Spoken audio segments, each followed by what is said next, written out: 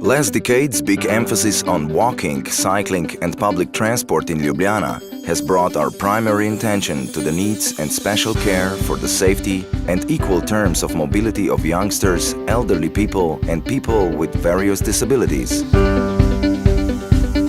The public portal has proven to be an excellent tool for providing safe and sustainable routes to schools.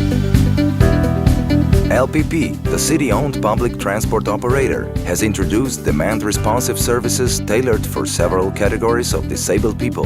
This has led to additional customized elements in public transport services and new types of training for LPP staff. Different needs and different approaches allow equal opportunities.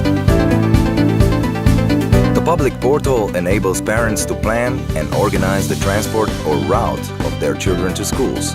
And what's more, citizens and school traffic safety mentors can give feedback and participate in the development of the portal.